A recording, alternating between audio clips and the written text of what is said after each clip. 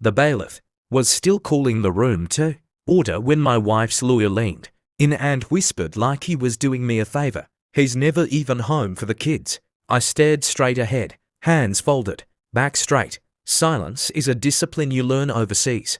My wife didn't look at me. She didn't have to. She'd already won this in her head. House, full custody, clean break. I was just a ghost in uniform, useful when she needed the title, disposable when she found something better. The judge flipped through the file. Bored, routine, another absent father story. Then he looked up. "Sergeant, do you have anything to add before I rule?" That's when I stood. That's when I placed a single sheet of paper on his desk. He read one line, then another. His face drained of color. "No one moves," he said sharply. "Immediately close the doors." The room froze. My wife finally looked at me. "We weren't always like this. We were 22 when we married, too young to know the cost of promises." She used to trace the scars on my hands and say they made me feel real. I believed her. The first deployment hurt. The second changed us. The third finished the job.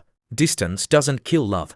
Replacement does. She stopped answering calls, stopped sending photos of the kids, stopped asking when I'd be home. The divorce papers arrived in a sand-stained envelope, delivered like a casualty notification. "I've met someone better." She didn't even bother to soften it. Better meant present. Better meant civilian. Better meant someone who didn't disappear into classified silence. I grieved for exactly one night. Then I started paying attention.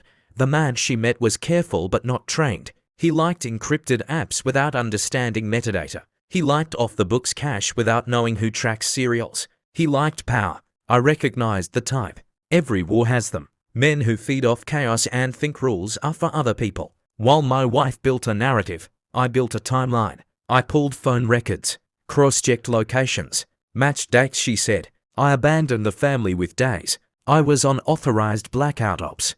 Then I found his name in a place it didn't belong. A logistics subcontract, foreign shell companies, restricted materials flagged under statutes civilians never read. That's when the pain sharpened into something useful. Planning doesn't feel dramatic. It feels quiet, like lining up dominoes in a locked room. I didn't confront her. I didn't threaten him. I let them grow comfortable. I updated my will, reassigned beneficiaries, filed sealed affidavits through channels that don't exist on Google. Most importantly, I requested a records unseal under a clause most lawyers forget still applies during wartime. I waited. Court dates are just coordinates. You arrive exactly when you mean to. Back in the courtroom, the doors slammed shut. Two military police officers stepped inside, hands near their holsters. My wife's lawyer dropped his pen. "What is this?" my wife asked, finally afraid.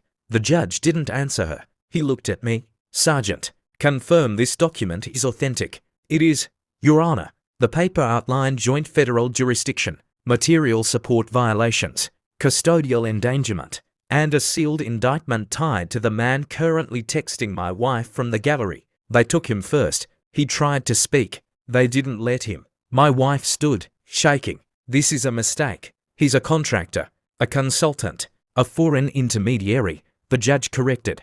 "Under investigation for 18 months. Her lawyer whispered, "We need a recess."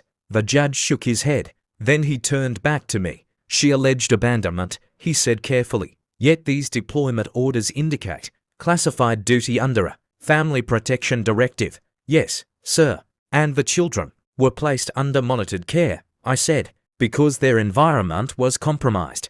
The word landed hard. Compromised. My wife collapsed back into her chair. Full custody evaporated in a sentence. The house followed. The judge didn't rule in my favor. He ruled in reality. Afterward, the hallway smelled like disinfectant and panic. My wife tried to speak to me. I didn't stop walking. Revenge isn't shouting. It's subtraction. I didn't take her dignity. She spent that herself. I didn't destroy her future.